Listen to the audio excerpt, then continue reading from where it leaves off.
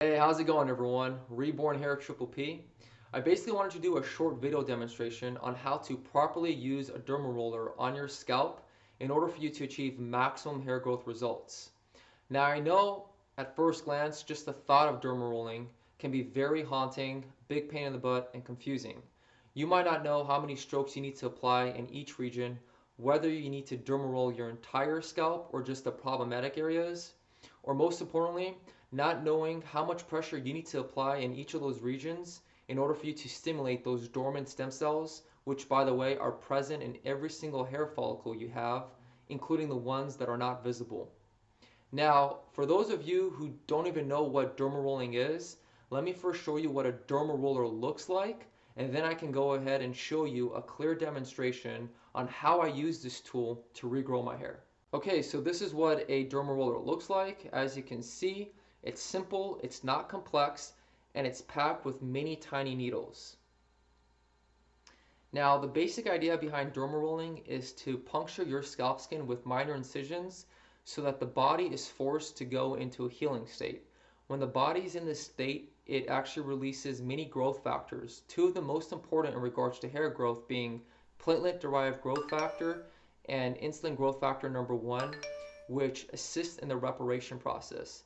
These growth factors also stimulate dormant stem cells and the genes for producing new hair such as B-catechin, WNT3A, and WNT10B are rapidly turned on. Now you're probably thinking cutting your scalp skin with a dermaroller is downright unsafe, barbaric, and outrageous. No shit, I can Sherlock. definitely relate to those feelings because I was exactly in your shoes 2 years ago.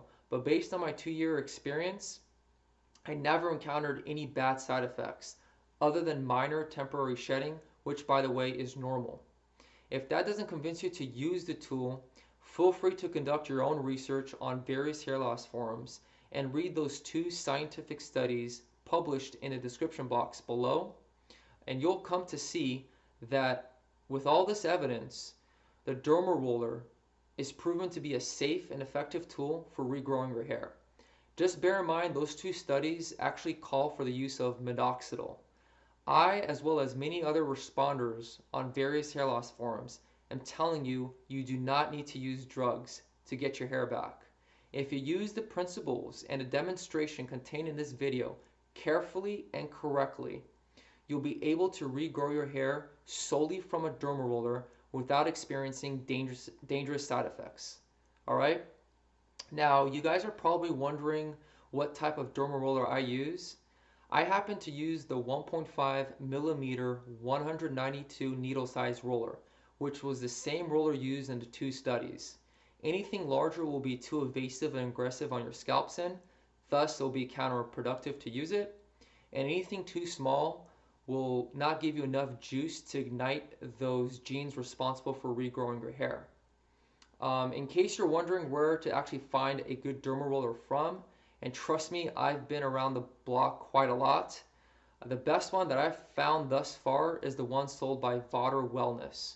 The reason why I like their dermaroller is because the needles are durable, they don't bend or break easily, and the best part is that you don't really have to pay so much for it. It only costs $17. You can go ahead and click on the link in the description box to find some more information on where you can get this dermaroller from. And I've also put a link there as well because the company does a really good job reviewing, posting a review on their dermaroller so you can actually know what to look out for before you decide to purchase a dermaroller. Okay, with that being said, before I go ahead and show the demonstration, I want to go ahead and highlight some key reminders because I think these reminders are really important before and after every dermaroller session. Otherwise, you're in for a rude awakening. If you don't take these reminders to heart, you can experience some serious bad side effects. So please just keep this part in mind before and after every single dermarolling session.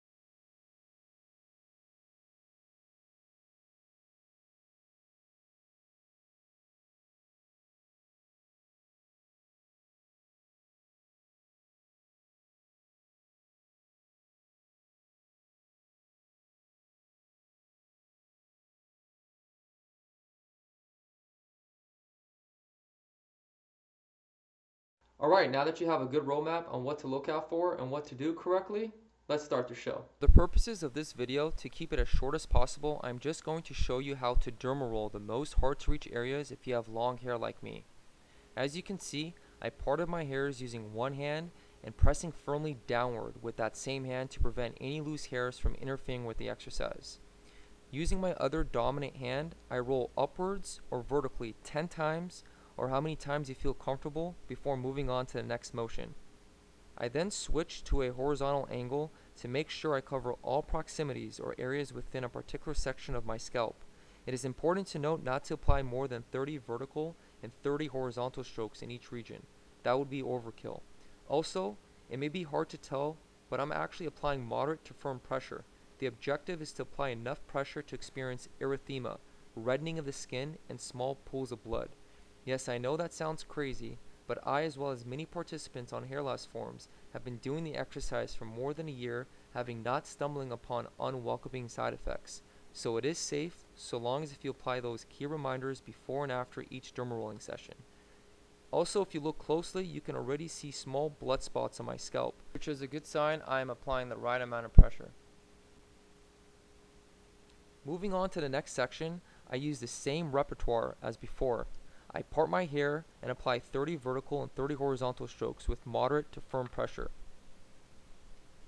As an alternative, you can roll backwards as shown right here. Just try and avoid rolling back and forth to prevent hair entanglement.